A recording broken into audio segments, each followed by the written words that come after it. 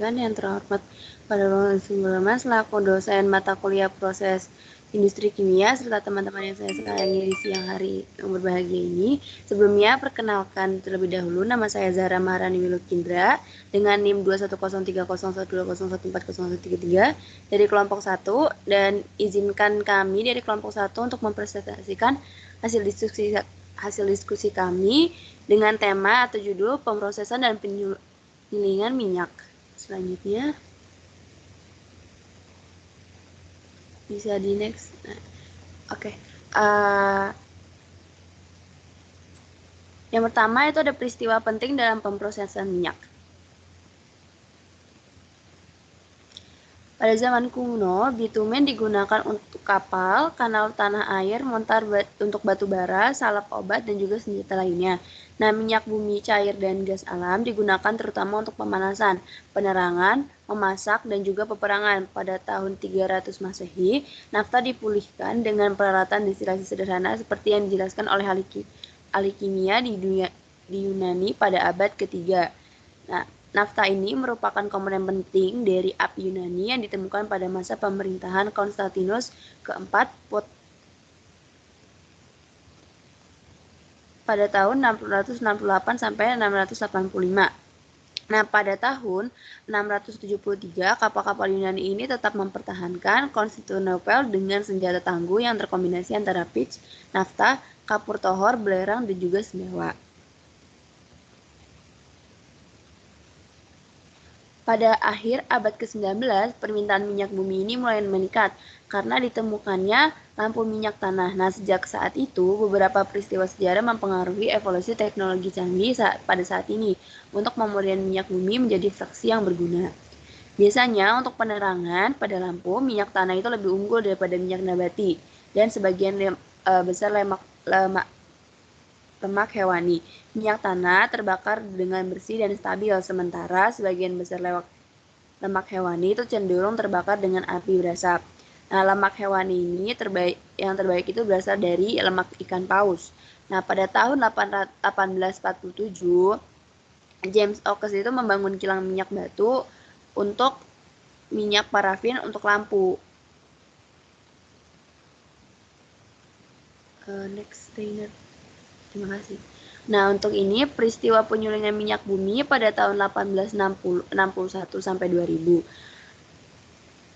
Itu ada pada tahun 1878, Thomas Edison menemukan bola lampu sehingga penggunaan minyak tanah pada lampu itu mulai menurun. Lalu pada tahun 1942, Standard Oil of New Jersey yang sekarang itu namanya ExxonMobil itu mengkombinasi proses FCC di Baton Rouge dan juga pada tahun 1949, Aldous Refinery di Muskegon itu memulai katalis reformer pertama pada berdasarkan platforming UOP. Selanjutnya.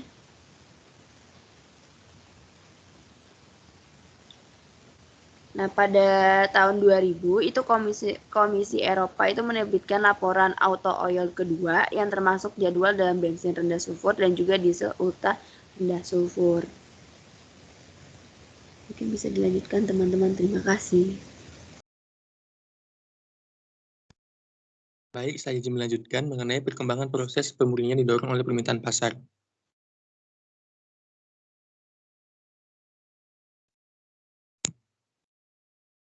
Nah, perkembangan proses pemurnian ini didorong oleh perubahan permintaan pasar.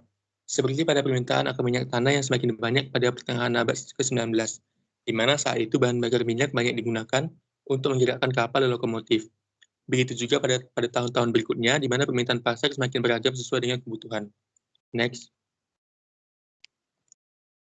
Seperti pada contoh, pada tahun 1890, minyak menggantikan batu bara di lokomotif Amerika, yang mana saat itu batu bara mengalami kelangkaan dan minyak mengalami kelimpahan. Namun setelah munculnya Model T pada tahun 1908, permintaan pasar untuk bahan bakar mobil mulai melampaui permintaan minyak tanah, sehingga penyulingan ditekan untuk mengembangkan teknologi untuk menguap minyak tanah dan fraksi yang lebih berat untuk meningkatkan hasil bensin. Berbagai proses hydrotreating dikembangkan untuk melindungi katalis dan juga untuk melindungi lingkungan. Next. Dilanjutkan pada akhir tahun 1930, selama Perang Dunia Kedua, Aditif bahan bakar berbasis timbal dikembangkan untuk memenuhi kebutuhan mesin pesawat yang lebih bertenaga, sehingga dibutuhkan bensin dengan oktan tinggi yang memungkinkan pesawat tempur terbang dengan kecepatan lebih besar.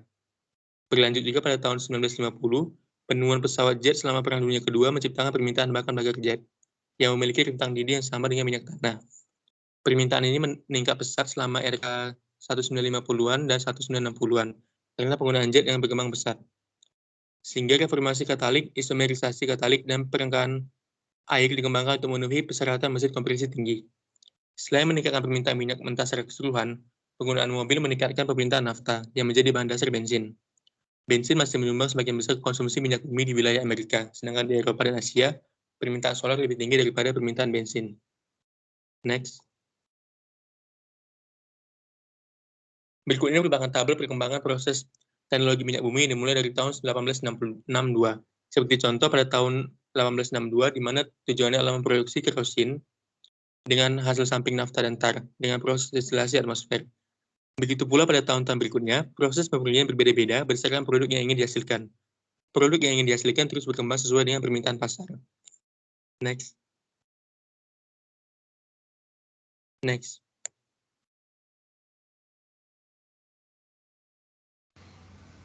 Kemudian ini merupakan tabel yang berisi data kapasitas 10 penyulingan teratas di Amerika Serikat menurut Administrasi Informasi Energi Amerika Serikat.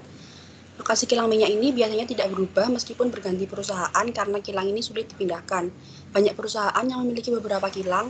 Dari tabel dapat dilihat bahwa beberapa perusahaan memiliki kilang besar di Amerika, seperti ExxonMobil dan Marathon Petroleum. Pada tahun 2015, ExxonMobil Refining and Supply Co. menjadi perusahaan penyulingan minyak terbesar dengan 5.580.000 barel per harinya. Next.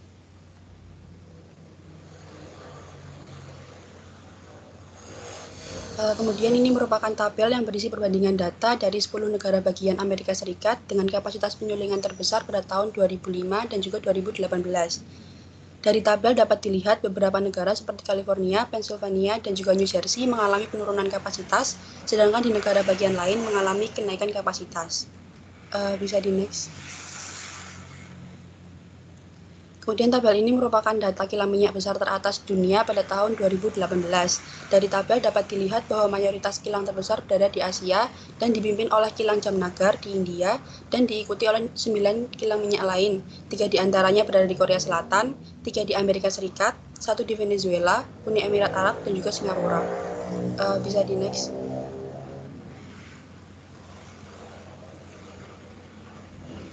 Dan ini merupakan tabel yang membandingkan kapasitas kilang minyak dalam ribu barel per harinya dari 13 negara teratas pada tahun 2010 dan juga 2014. Kapasitas kilang minyak ini tidak mencerminkan permintaan di dalam negeri karena produk olahannya nanti akan diimpor ke negara lain yang membutuhkan, karena tidak semua negara memiliki kilang minyak.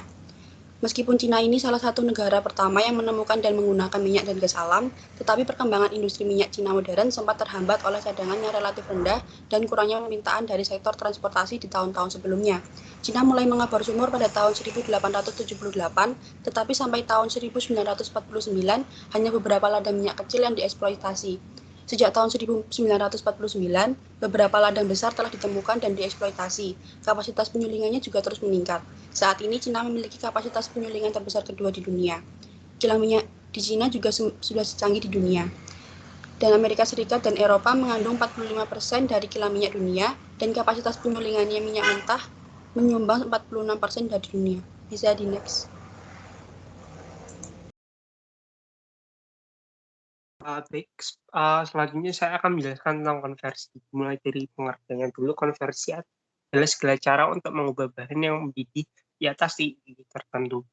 Adapun persamaan untuk konversi sebenarnya yaitu P per FF kali 100%, di mana P merupakan jumlah bahan dalam produk yang mendidih di bawah batas konversi, sedangkan FF adalah total jumlah pakan segar. Lalu tujuan dari proses konversi ini adalah untuk mengurangi, terutama dengan mengubah fraksi berat bernilai rendah menjadi produk ringan bernilai tinggi. Hal ini dicapai dengan meningkatkan rasio hidrogen ke karbon atau Hc melalui penambahan hidrogen atau penolakan karbon atau kokas. Metode penambahan hidrogen umum yang paling umum digunakan adalah hydrotreating dan hydrocracking. yang meningkatkan rasio HC dengan menambahkan hidrogen ke molekul. Secara bersama-sama, kedua proses ini disebut sebagai hydroprocessing. Ketika membahas hydroprocessing, beberapa ilmuwan memasukkan reformer katalitik dan unit isomerasi, yang mana hidrogen tidak dikonsumsi tetapi diperlukan untuk mengurangi kokas katalis. Hydrotreating dan hydrocracking ini memiliki skema alir yang hampir sama. Lalu ada proses konversi lainnya seperti FCC, perengkahan termal, dan kokas tertunda. Faktanya, proses-proses tersebut menghasilkan molekul yang lebih ringan dengan HC yang lebih tinggi dan produk lebih berat dengan rasio HC yang lebih rendah secara bersamaan. Dalam kokas dan FCC, produk yang lebih berat adalah kokas, di mana rasio HC kurang dari 1. Ya, berikut ini merupakan kategori operasi dasar untuk proses pemurnian. Tujuan dari operasi kilang modern adalah aman bagi lingkungan dan layak secara ekonomi. Mereka dapat dibagi ke dalam kategori-kategori berikut ini. Yang pertama adalah proses konversi. Proses konversi mengubah ukuran dan struktur molekul dengan melibatkan perubahan ikatan kimia. Mereka mengubah pecahan yang kurang berharga menjadi pecahan dan produk yang lebih berharga. Ketika penyuling berbicara tentang konversi, umumnya berarti pengurangan titik tinggi, terutama pemutusan ikatan karbon. Proses konversi ini meliputi aklasi, isomerasi, polimerasi, dan reformasi. Pengurangan titik-titik juga dilakukan tanpa memutuskan ikatan karbon dalam proses yang menjenuhkan aromatik dan menghilangkan belerang nitrogen atau oksigen. Lalu yang kedua ada proses pemisahan. Proses pemisahan tidak melibatkan perubahan ukuran dan struktur dasar molekul. Dengan kata lain, mereka hanya pemisahan fisik, tidak ada zat kimia yang terlibat.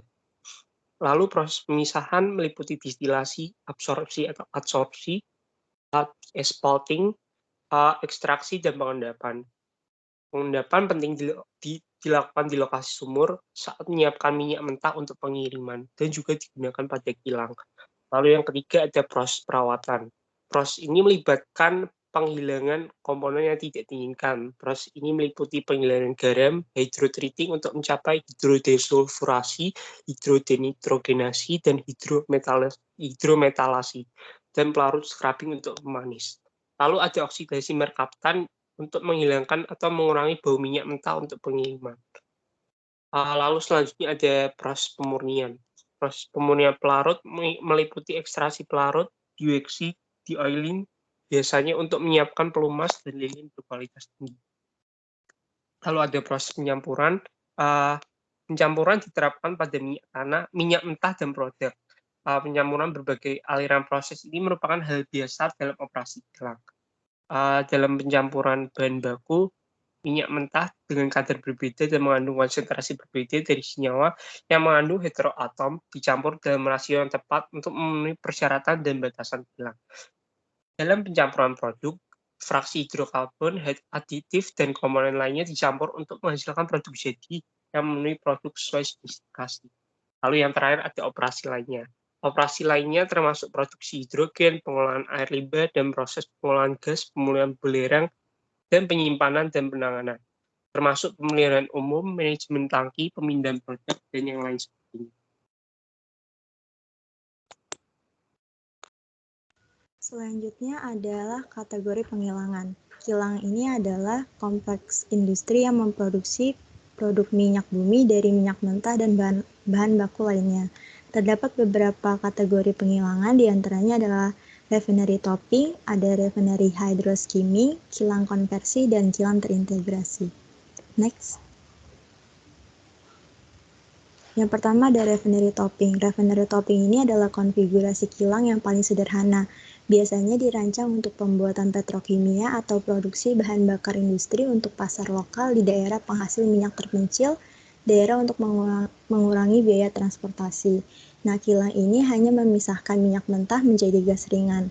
Tidak ada unit hydrotreating untuk mengontrol kadar sulfur dalam produk bahan bakar. Di sini di sisi sebelah kanan terdapat blok diagram untuk refinery topping. Next. Selanjutnya ada refinery hydroskimming. Pada refinery hydroskimming terdapat tambahan unit hydrotreating, reforming, dan produk blending dari refinery topping. Produk dari kilang hidroskimi ini menghasilkan bahan bakar distilat desulfurisasi dan bensin yang beroktan tinggi. Tetapi desain kilang ini menghasilkan konversi yang cukup rendah karena lebih dari setengah outputnya itu berupa sisa bahan bakar minyak. Nah, biasanya bahan bakar sisa ini akan dicampur untuk digunakan sebagai bahan bakar minyak bunker. Kilang hidroskimi ini biasanya terjadi di daerah yang kebutuhan konversinya rendah, dan di sisi sebelah kanan ini terdapat blok diagram untuk refinery hidroskimi. Next.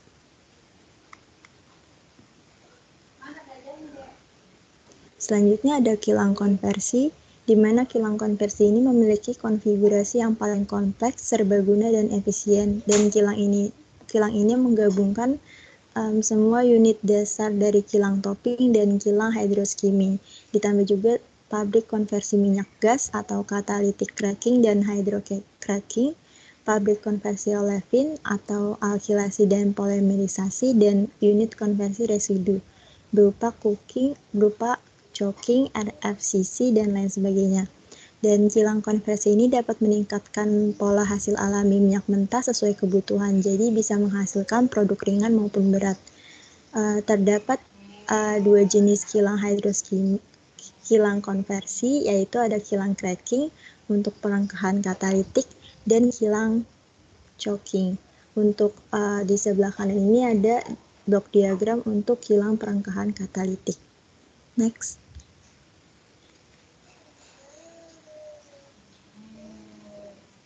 Dan ini ada blok diagram untuk kilang coking. Pada kilang ini melalui perangkahan katalitik dan perangkahan hidro untuk mengubah minyak gas dan fraksi residu. Dan unit koker di sini akan menghancurkan fraksi minyak mentah yang paling berat dan yang paling tidak berharga atau minyak sisa dengan memproduksi choke yang berfungsi sebagai umpan tambahan untuk proses konversi lainnya. Next. Dan terakhir ada kilang terintegrasi, di mana kilang ini mencakup semua unit kilang konversi serta pabrik pelumas dan petrokimia. Bisa juga pembuatan bahan bakar, pelumas, olefin, dan benzena, toluena, dan silena atau BTX.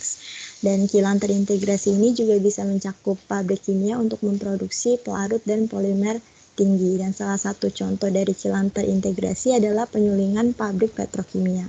Di sebelah kanan ini ada integrasi kilang di pabrik petrokimia. Next.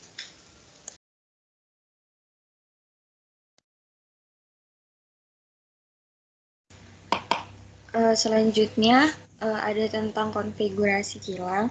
Ada beberapa penyebab yang menjadi perbedaan konfigurasi antar kilang, di mana yang pertama itu ada kualitas minyak.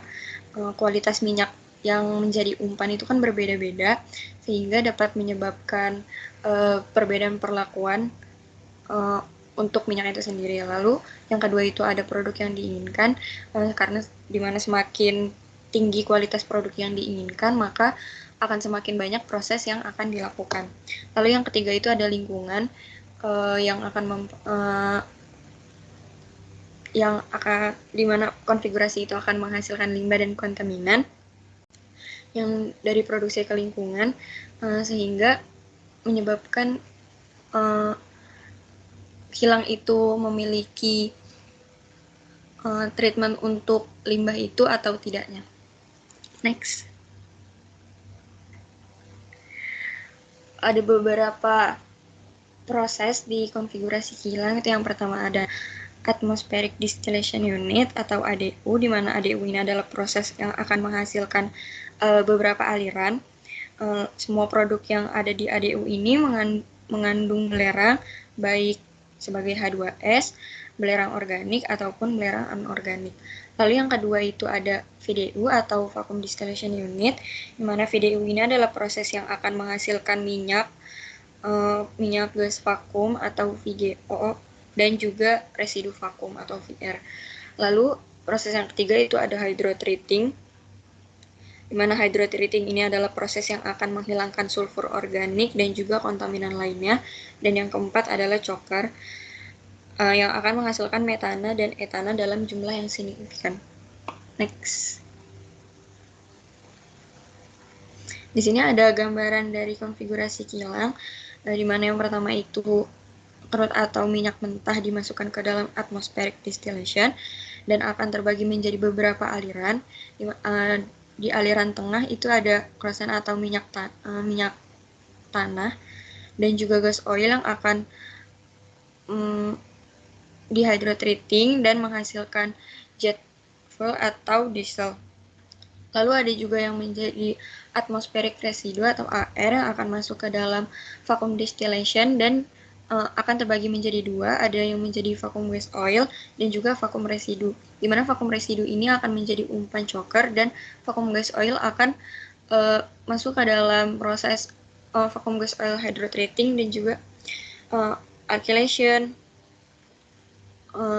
Lalu akan menghasilkan slurry atau bubur dari minyak tanah itu, dan juga akan ada yang menjadi gas oil dan gasolin.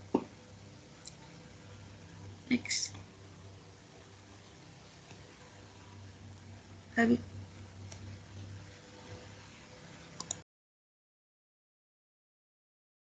Baik, selanjutnya yang terakhir ada produk bahan bakar kilang. Gambar yang tertera di PPT mengilustrasikan bagaimana aliran dari unit proses individual dapat dicampur menjadi 4 kelompok utama produk bahan bakar jadi. Yang pertama ada gasolin atau petrol. Seperti yang ditunjukkan, blender bensin menyiapkan bensin jadi 12 aliran berbeda. Lalu ada minyak tanah dan bahan bakar jet yang ditampilkan dalam kotak yang sama. Hal tersebut dikarenakan karena rentang titik titiknya serupa. Lalu ada bahan bakar diesel dan fuel oils. Produksi produk bahan bakar kilang tentu saja berubah-ubah sesuai dengan permintaan pasar. Dan setiap produk bahan bakar kilang memiliki proses pengolahan yang berbeda-beda. Ini sekian presentasi dari kelompok kami. Mohon maaf jika ada kesalahan. Terima kasih karena sudah perhatikan buat presentasi. Mungkin kalau semisal ada pertanyaan boleh disampaikan. Terima kasih.